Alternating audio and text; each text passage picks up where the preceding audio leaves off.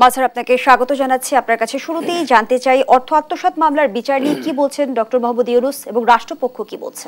জি, আপনাকে ধন্যবাদ। এই মামলার কার্যক্রমটা দীর্ঘদিন থেকেই চলছিল। 2023 সালে মূলত দুদকে মামলাটি করে।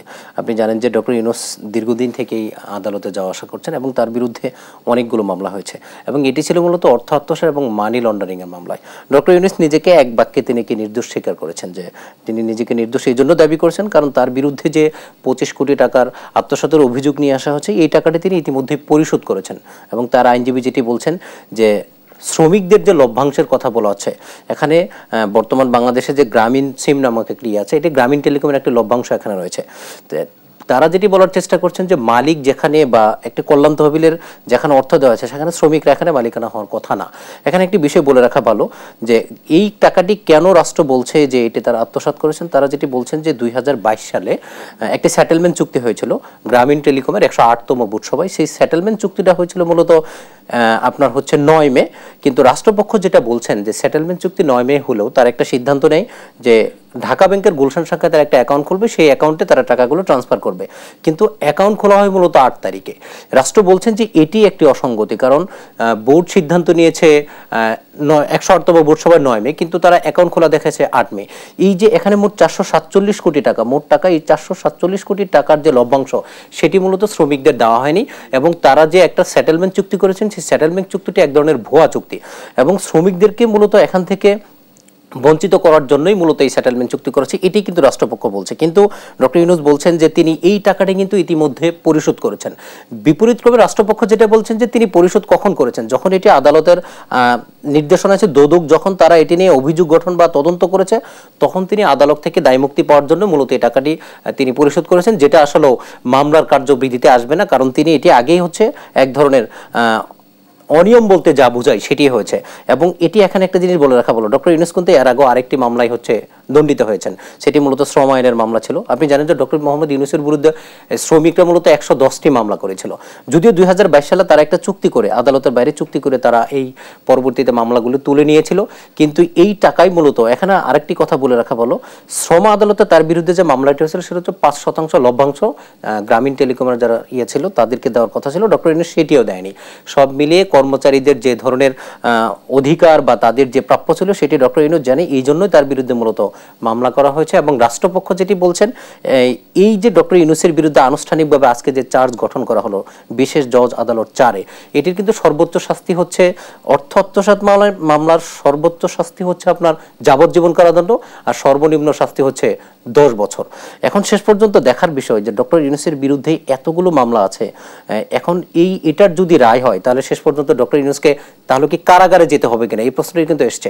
আমরা রাষ্ট্রপক্ষের আইনজীবীকে জিজ্ঞেস করেছিলাম যে আদালত তার নিজস্ব গতিতেই চলবে, এখানে রাষ্ট্রপক্ষের এখানে কোনো ধরনের হচ্ছে ইন্টারফেয়ার নেই এবং যারা হচ্ছে ভিকটিম আছেন, অর্থাৎ যে এখানে আপনাকে একটা কথা বলে রাখো, ডক্টর ইউনূস একা না, মোট 14 জনের বিরুদ্ধে, অর্থাৎ গ্রামীণ টেলিকমের সাবেক ব্যবস্থাপনা পরিচালক, বর্তমান ব্যবস্থাপনা পরিচালক সহ আপনার ঊর্ধ্বতর মোট সব মিলে 14 জন কর্মকর্তা আছেন, তাদের বিরুদ্ধে এই অভিযোগটা গঠন করা হয়েছে এবং আগামী 15 জুলাই থেকে আনুষ্ঠানিকভাবে এর সাক্ষ্য গ্রহণের মাধ্যমে মূলত এই বিচার কার্যক্রম শুরু হবে।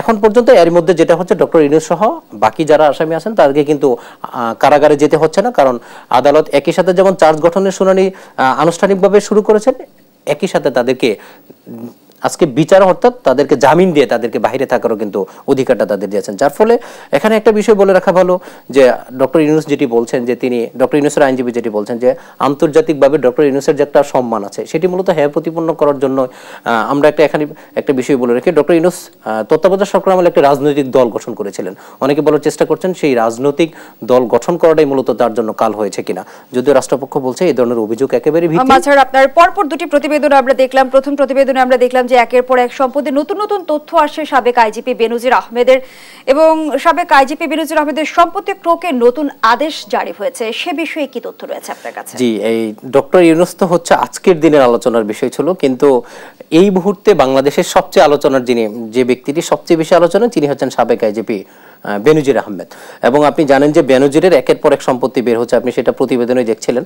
এখন পর্যন্ত বাংলাদেশের অনেকগুলো জেলাতে, আমি যদি আপনাকে নাম ধরে বলি, গোপালগঞ্জ, মাদারীপুর, গাজীপুর, বান্দরবান, কক্সবাজার, এমন অনেকগুলো জেলাতে তার সম্পত্তির অনুসন্ধানে পাওয়া গেছে দুদকের পক্ষ থেকে, কিন্তু সেটাই বলা হয়েছে।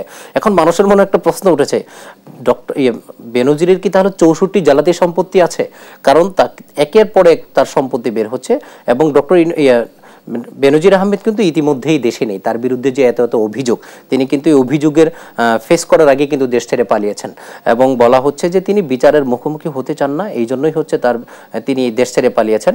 দুদক যেটি বলছে যে প্রথমত তারা কিন্তু আরেকটি প্রথম যে আবেদনটি করেছিল সেটা হচ্ছে যে 23 মে তারা একটা আবেদন করেছিল দুদক যে ডক্টর বেনজির আহমেদের যতগুলো সম্পত্তি আছে, এই সম্পত্তিগুলো এখন পর্যন্ত যতগুলো 621 বিঘা, এবং হচ্ছে 83টি দলিলের সম্পত্তি, 33টি ব্যাংক অ্যাকাউন্ট, এরপরে হচ্ছে আপনার অনেকগুলো কোম্পানির শেয়ার, এগুলো প্রথম দিকে মূলত তার সম্পত্তিগুলো জব্দ করার জন্য দুদক আবেদন করেছিল।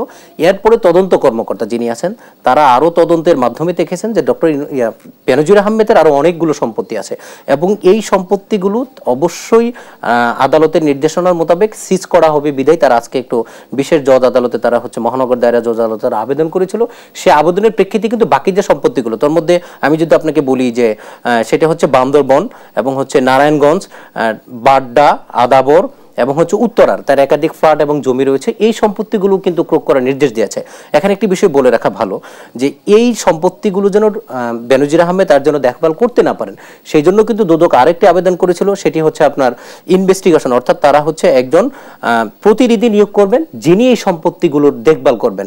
অর্থাৎ এই সম্পত্তিগুলো ক্রয়ের পরে কিন্তু বেনজির আহমেদ এইগুলো যেমন আর টাকা তুলতে পারবেন না, একই ক্ষেত্রে তার এখানে কোনো আর কর্তৃত্ব থাকবে না, পুরোটাই হচ্ছে দুদক একজন হচ্ছে আপনার তদন্ত কর্মকর্তা বা হচ্ছে তারা হচ্ছে তাদের একজন প্রতিনিধি নিয়োগ করবেন। সেটি কিন্তু ইতিমধ্যে হয়েছে। গোপালগঞ্জের যে আলোচিত সাভানা রিসোর্ট, সেটি কিন্তু জেলা প্রশাসকের নিয়ন্ত্রণে চলে গেছে, এবং এভাবে যতগুলো সম্পত্তি বেনজিরের বের হবে সবগুলো সম্পত্তি কিন্তু একজন হচ্ছে রাষ্ট্রপক্ষে তারা এগুলো ধন্যবাদ নিয়ন্ত্রণ জানাচ্ছি করবে। সহকর্মী মাজহারুল ইসলাম। দর্শক, স্টুডিওতে আলোচনায় যুক্ত ছিলেন সহকর্মী মাজহারুল ইসলাম।